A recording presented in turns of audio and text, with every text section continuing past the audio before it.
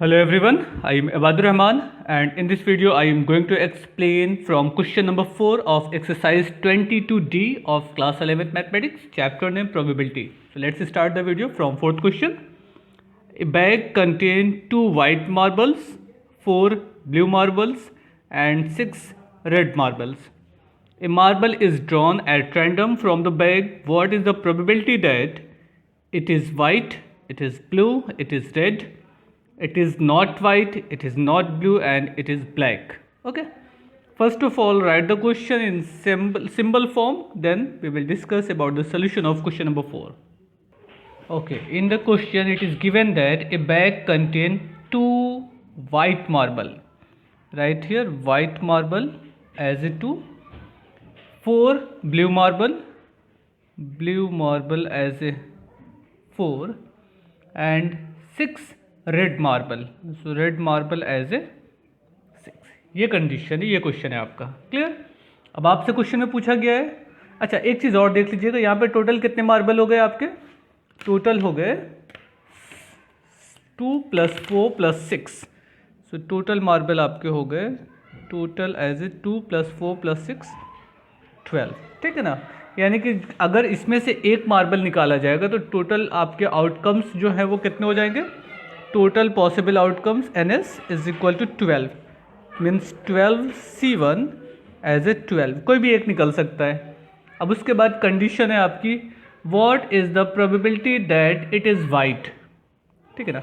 First condition क्या कर रहा है? उनके वाइट होने की प्रोबेबिलिटी क्या है? तो वाइट होने की इवेंट कितने तरीके से हो सकती है पहले ये निकालेंगे. वाइट बॉल कितनी है? ओनली 2. सो 2 बॉल में से किसी एक बॉल के निकलने की प्रोबेबिलिटी हमको फाइंड करना है. ठीक है ना?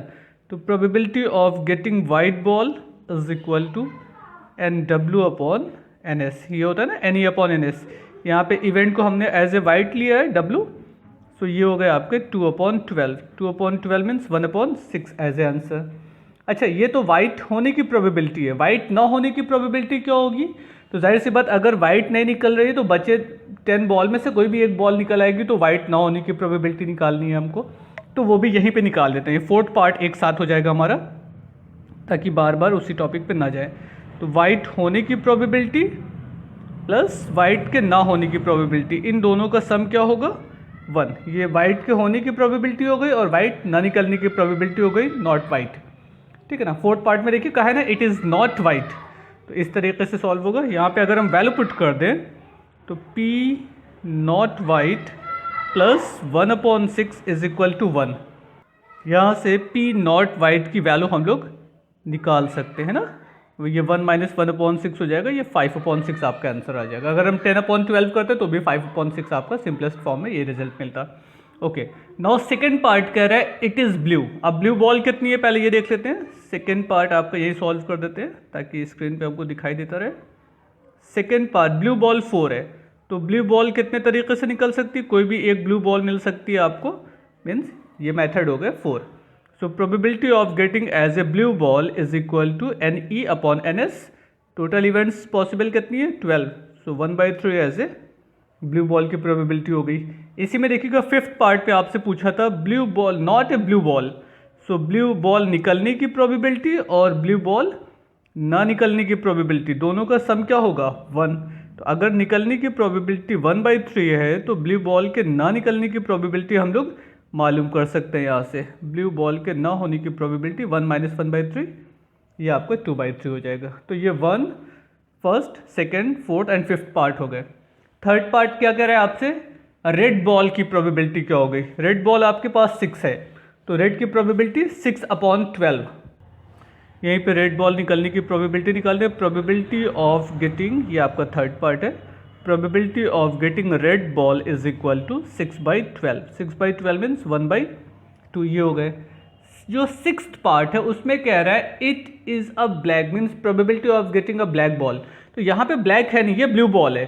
तो प्रोबेबिलिटी जो रिजल्ट आपके पास है ही नहीं, जो इवेंट पॉसिबल ही नहीं है, इम्पॉसिबल इवेंट्स है, उसकी प्रोबेबिलिटी कितनी हो जाएगी? जाहिर सी बात 0/12 ना. सो 0 एज ए रिजल्ट है. इम्पॉसिबल इवेंट्स है ना, जब इसमें ब्लैक बॉल है ही नहीं तो ब्लैक बॉल निकलेगी कैसे? क्लियर? तो ये आपका क्वेश्चन नंबर 4 हो गया। Now next question, question number 6। 2 balls are drawn from an urn containing 2 white, 3 red, 4 black balls, one by one without replacement. What is the probability that both ball of the same color at least one ball is red? ये question बहुत important है, इस पे important टिक कर लीजिएगा। और आइए देखते हैं, पहले शॉर्ट फॉर्म में इस क्वेश्चन को लिख लेते हैं, उसके बाद इसके सोल्यूशन को देखते हैं कि कैसे सॉल्व होगा। अब देखिए क्वेश्चन में क्या कहा गया था, 2 balls are drawn from an urn containing 2 white ball, means इसमें white ball कितनी है 2, 3 red ball, so red ball as a 3, red ball 3 and 4 black ball, तो ब्लैक के लिए भी हम लिख देते हैं 4 ब्लैक बॉल। क्लियर? ये वाइट, रेड एंड ब्लैक। और कितनी बॉल का सिलेक्शन करना है 2 बॉल का, बट उसमें एक कंडीशन और लिखी है, 2 balls are drawn from an urn containing 2 white, 3 red, 4 black balls, one by one without replacement, means एक बॉल इसमें से निकाल ली जाती है और उसके बाद वापस इसमें रखा नहीं जाता है। विदाउट रिप्लेसमेंट मतलब ऐसा नहीं कि उसको रख के दूसरा निकाला जाए, पहले एक निकाली गई उसके बाद दूसरी निकाली गई। तो अब यहाँ पर ध्यान दीजिएगा, जब हम इवेंट की बात करेंगे तो हमारी पहली बार में जैसे टोटल कितनी बॉल है आपके पास, टोटल बॉल हो गई 3 2 + 5 and 4 9, यानी कि जब आपने पहली बार में एक बॉल निकाल लिया तो उसके बाद आपके पास सिर्फ 8 बॉल बैग उसमें रह जाएगी अंदर। ठीक है ना? तो अब नेक्स्ट चॉइस जो होगा वो सिंगल बॉल के लिए होगा, यानी कि टोटल 8 बॉल में से आपका सिलेक्शन होगा। तो ये ध्यान दीजिएगा कि पहली बार में जो सिलेक्शन है वो 9 बॉल के लिए है और दूसरी बार में जब सिलेक्शन है तो वो आपका 8 बॉल के लिए है, यानी कि टोटल पॉसिबल आउटकम्स कितने हो जाएंगे, फर्स्ट कंडीशन में तो 9C1 होगा एंड सेकेंड कंडीशन में 8C1 होगा, यानी कि इसकी वैल्यू 9 × 8 मीन्स 72 मेथड से बॉल पॉसिबल है, निकल सकती है, टोटल आउटकम्स होंगे आपके पास। ठीक है ना? अब उसके बाद आपसे क्वेश्चन पूछा गया, what is the probability that both balls are of the same colour, means या तो दोनों बॉल रेड हो, या तो दोनों बॉल वाइट हो, या तो दोनों बॉल ब्लैक हो। जाहिर सी बात दोनों में से एक ही काम हो सकता है, सब काम नहीं हो सकता है। तो सपोज कर लीजिए पहली इवेंट हम लोग सपोज कर लें दोनों बॉल वाइट है ना, तो अगर पहली बॉल वाइट है तो 2C1 हुआ और नेक्स्ट बॉल भी अगर वाइट है तो 1C1 होगा, यानी कि इसको सॉल्व करेंगे तो सिर्फ 2 मेथड ऐसे हैं जिसमें वाइट बॉल आपकी निकल सकती। ठीक है ना? नेक्स्ट आते हैं, अब दोनों बॉल आपकी अगर रेड हो, means number of red ball, तो रेड बॉल आपके पास टोटल 3 थी, 3C1 मल्टीप्लाइड बाई 2C1, क्योंकि एक रेड कम हो जाएगी ना जब एक रेड निकल आएगी, तो ये 3 × 2 6 मेथड ये हो गए।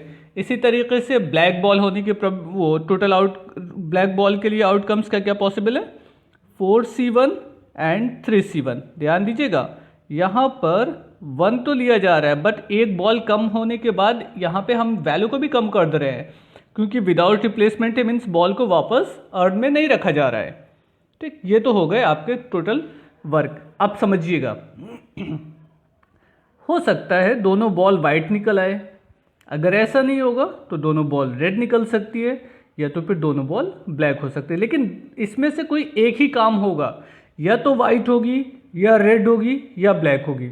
ऐसा नहीं हो सकता कि दोनों वाइट एक साथ हो, दोनों रेड एक साथ हो और दोनों ब्लैक भी एक साथ निकल आए।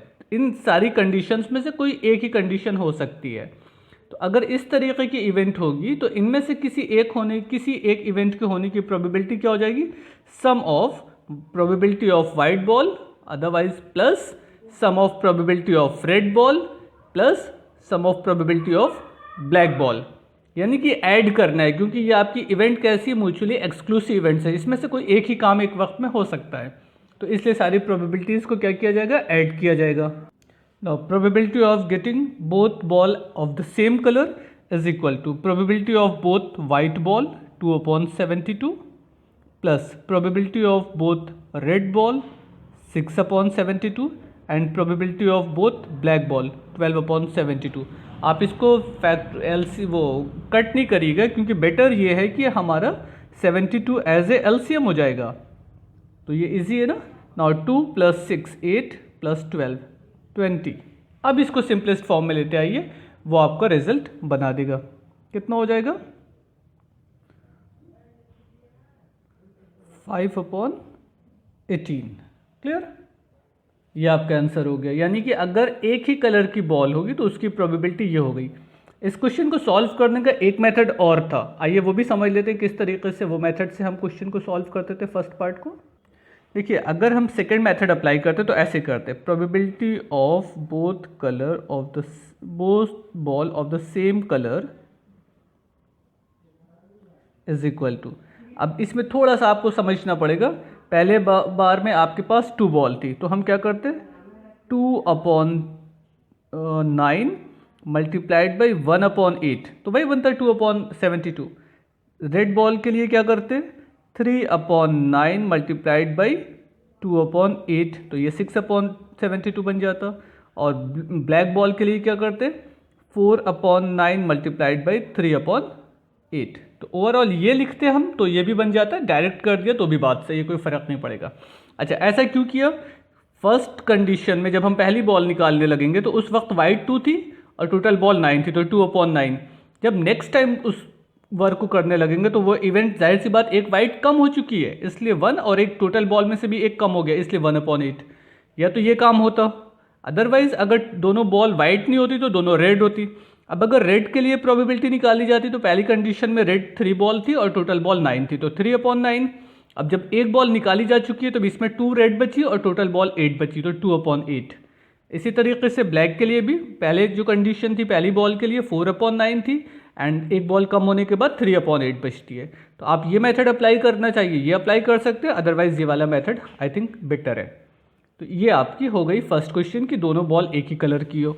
सेकेंड पार्ट आपसे पूछा जा रहा है एटलीस्ट 1 बॉल इज रेड।